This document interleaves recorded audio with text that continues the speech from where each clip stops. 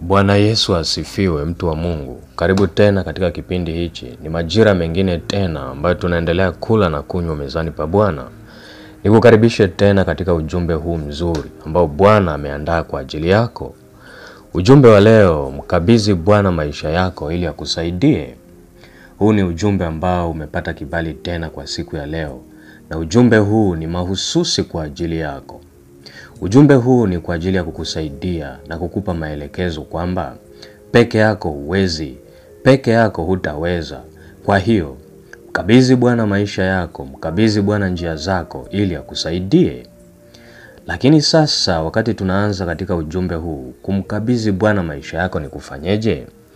Kumkabidhi Bwana maisha yako ni kumpa Bwana au Mungu nafasi ya kuwa kama muamuzi na kiongozi wa kila kitu kwenye maisha yako. Hii ina maana kwamba huwezi kufanya jambo lolote pasipo kumuuliza Mungu kwanza. Huwezi kufanya kitu chochote pasipo kutaka maamuzi na uongozi kutoka kwa Mungu. Hapa Mungu anakuwa kama muamuzi na anakuwa kama kiongozi kwenye kila kitu kwenye maisha yako. Haijalishi kwamba una uzoefu kwa kiasi gani. Haijalishi kwamba una elimu kwa kiwango gani. Haijalishi una kipato kwa kiwango gani. Haijalishi unatumia akili kwa kiwango gani. Hapa Mungu anachukua nafasi ya kuwa muamuzi na kiongozi kwenye kila kitu kwenye maisha yako.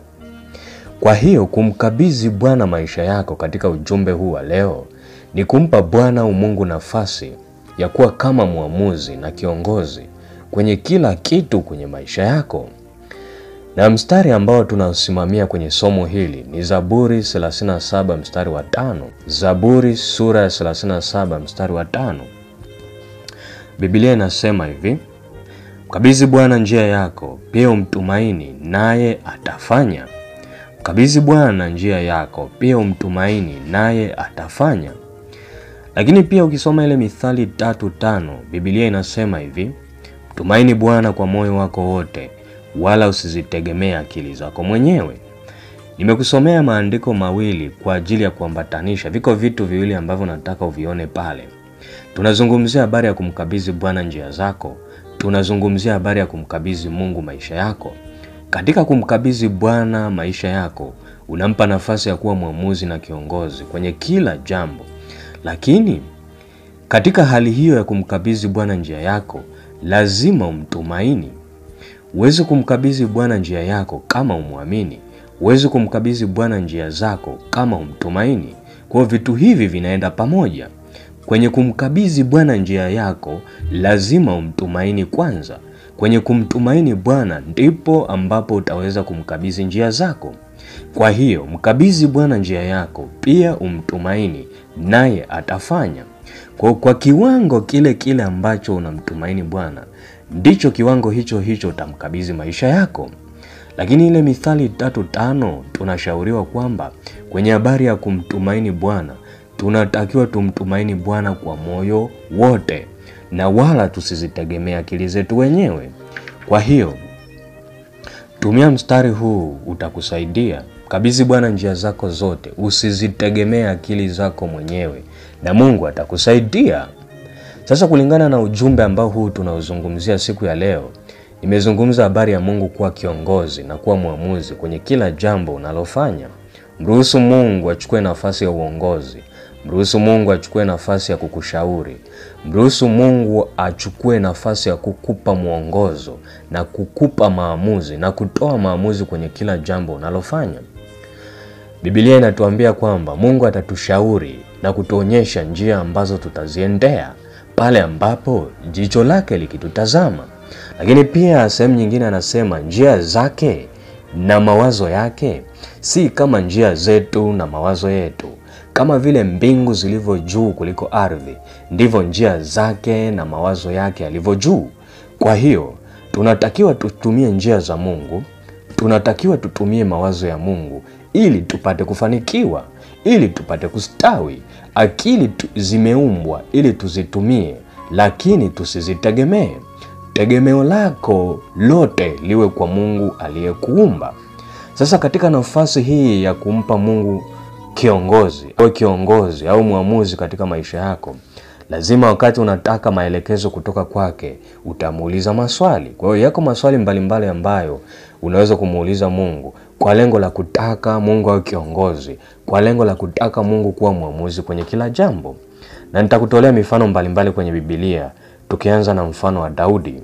Yako maswali mengi sana Daudi aliuliza kwa Mungu kwa lengo la kutaka maelekezo, kwa lengo la Mungu kuwa mwamuzi, kwa lengo la Mungu kuwa kiongozi kwenye kila jambo analofanya. Tunaanza kusoma ile Samueli wa kwanza sura ya 23 mstari wa 2.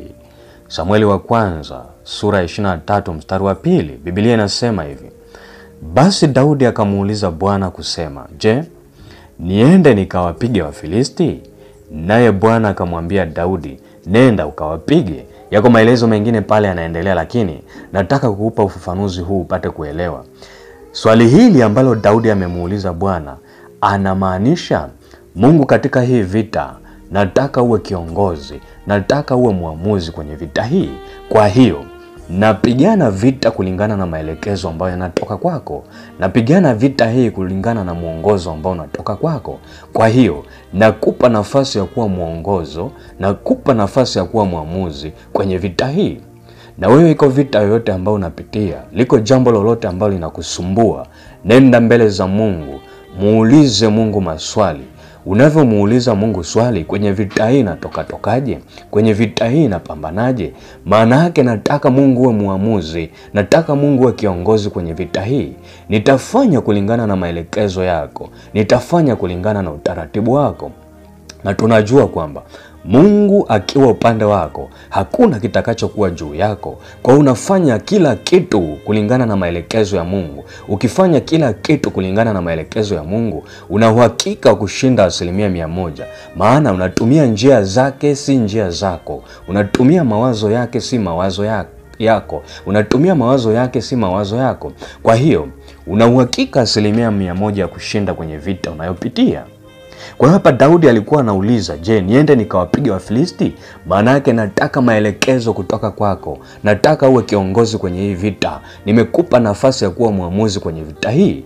Nisaidie kwenye vita hii ili nitende kulingana na maelekezo yako. Maana ukiwa mwamuzi wangu, ukiwa kiongozi wangu, ukiwa upande wangu, hakuna kitakachokuwa juu yangu. Lakini ile Samueli wa pili sura ya 2 mstari wa 1, nikuonyeshe tena swali lingine ambalo Daudi anamuuliza Mungu. Samueli wa pili sura ya 2 mstari wa 1 anasema hivi: ikawa baada ya hayo Daudi akauliza kwa Bwana akasema, je, niupandie mji wowote wa Yuda? Bwana akamwambia, haya, panda. Daudi akasema, niupandie mji upi? Bwana akamwambia akasema, Hebron. Maana yake hapa Daudi alikuwa anauliza swali, niende nikakae sehemu gani? Hata wewe unataka kukaa sehemu gani? Kwenye mazingira yoyote unataka kukaa eneo gani? Unaenda mbele za Mungu kumuuliza. Maana yake Mungu, nataka uwe kiongozi, nataka uwe mwamuzi juu ya maisha yangu, hata kwenye eneo la kukaa. Niweke biashara sehemu gani? Maana yake nataka maelekezo, nataka Mungu uwe muongozo, nataka Mungu uwe mwamuzi hata kwenye biashara yangu. Nianzishe biashara gani? Niweke biashara wapi? Nifanye kitu gani? Maana yake maswali haya, nataka Mungu uwe kiongozi, nakupa nafasi ya kuwa mwamuzi kwenye maisha yangu. Na Mungu akiwa upande wako, na Mungu akiwa mwamuzi wako, na Mungu akiwa kiongozi wako, kufanikiwa ni 100%. Kufanikiwa ni 100%. Kwa hiyo hapa unamkabidhi Bwana njia zako. Hapa unamkabidhi Mungu maisha yako ili apate kukusaidia. Kwa hiyo nawe nenda mbele za Mungu, muulize Mungu maswali kwa lengo la kutaka Mungu awe kiongozi kwako, kwa lengo la kutaka Mungu awe mwamuzi kwenye maisha yako. Uko katika dunia hii unamuuliza Mungu, je, Mungu, mimi umeniumba kwa kusudi gani? Ni kusudi gani ambalo Mungu umeniumba ili nifanye katika dunia hii? Utaenda mbele za Mungu kama Yeremia. Yeremia alikuwa anataka kujua huduma ambayo Mungu amempa. Alikuwa anataka kujua makusudi ya Mungu kumuumba. Lakini Mungu akamjibu ile Yeremia sura ya 1 pale mstari wa 5. Mungu anamwambia Yeremia hivi: kabla sijakuumba katika tumbo nalikujua, na kabla hujatoka nimekutakasa, nimekuweka kuwa nabii wa mataifa. Maana yake Mungu analo kusudi kwa ajili yako. Mungu analo kusudi ambalo alikuweka nalo katika dunia hii. Kwa kabla hata hajakuumba kwenye tumbo la mama yako, ana kusudi na wewe alifahamu. Kwa hilo kusudi ndilo lililoanza. Ndipo akakuumba kwenye tumbo la mama yako ili uende, ukishatoka kwenye hilo tumbo, uende kutekeleza hilo kusudi aliloweka kwenye maisha yako. Sasa unaenda mbele za Mungu, kusudi ambalo umeweka kwenye maisha yangu ni lipi? Ili nitembee kwenye hilo kusudi. Nikitembea kwenye hilo kusudi, Mungu utakuwa pamoja nami. Na Mungu ukiwa upande wangu, hakuna atakayekuwa juu yangu. Na Mungu ukiwa kwenye njia zangu, hakuna atakayekuwa upande wangu. Maana yake utakuwa kiongozi kwangu. Maana yake utakuwa muamuzi kwangu. Kila kitu nitakachofanya nitategemea maarifa yako. Kila jambo nitakalofanya nitategemea njia zako, nitategemea mawazo yako. Maana yake Mungu, ninajua utanishauri na kuniongoza, utanionyesha njia nitakazoziendea, na nikitumia hizo njia, nikitumia hayo mawazo yako, kufanikiwa ni 100%. Kwa hiyo ujumbe huu ni kwa ajili yako. Nenda mbele za Mungu kuuliza. Jenga utaratibu wa kumuuliza Mungu kwenye kila jambo. Jenga utaratibu wa kumuuliza Mungu mapenzi yake kwanza kabla ya kufanya kitu chochote. Sio swala la uzoefu, kwamba una uzoefu kiasi gani. Sio swala la kufanya jana ukafanikiwa, hapana. Leo maelekezo ni mengine. Leo kuna utaratibu mwingine. Kwa unaenda mbele za Mungu kumuuliza ili upate maelekezo kutoka kwake. Na ukitenda kulingana na maelekezo anayokupa, utafanikiwa. Tuangalie tena ule mfano mwingine wa Samueli wa pili, sura ya 5 mstari wa 22 mpaka 23.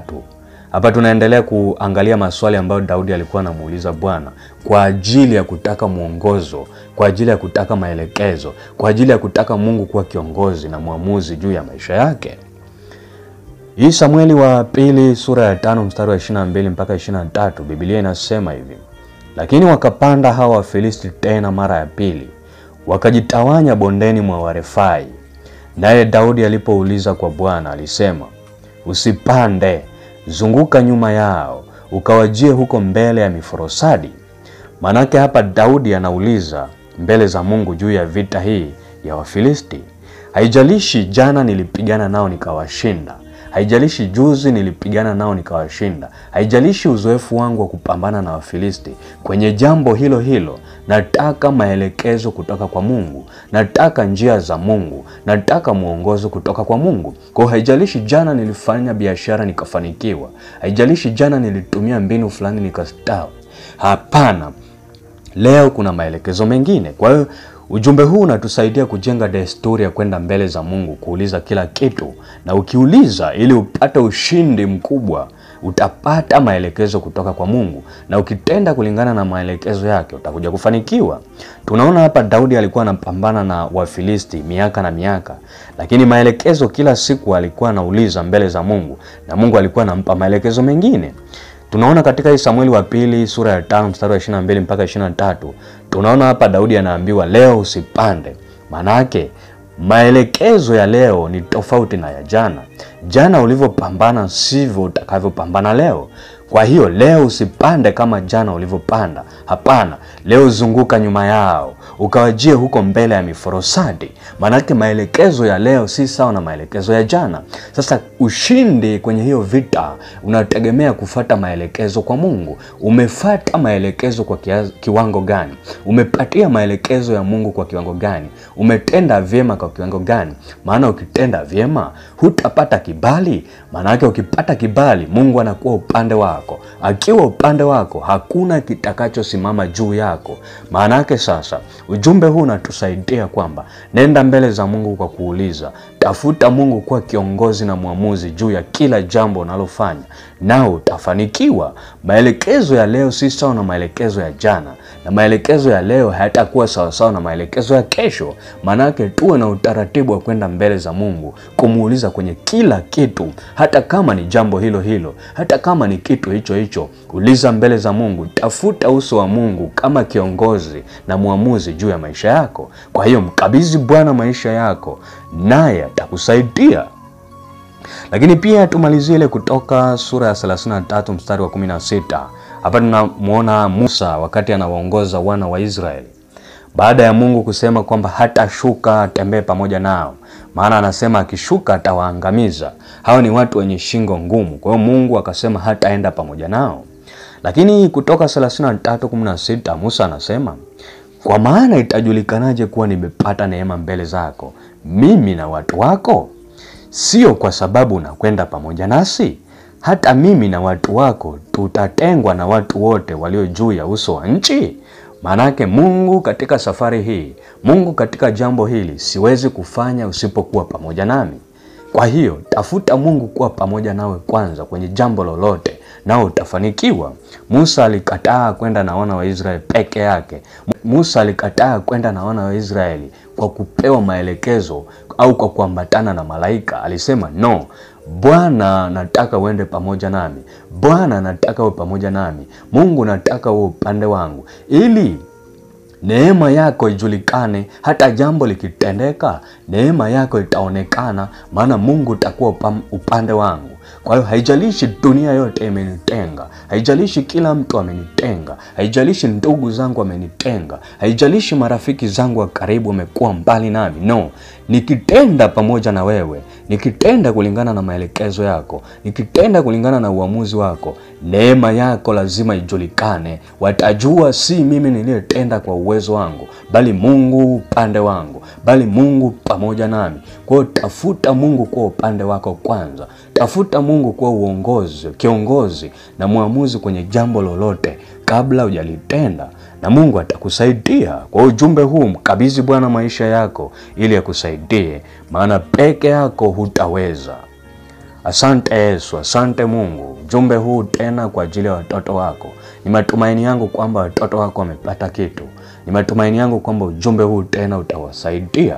Ni matumaini yangu kwamba ujumbe huu utawaongoza na kuwavusha tena katika sehemu zote walizokwama, na kuwasogeza hatua zingine tena katika viwango vya kukujua wewe, katika viwango vya kukutumaini wewe, katika jina la Yesu.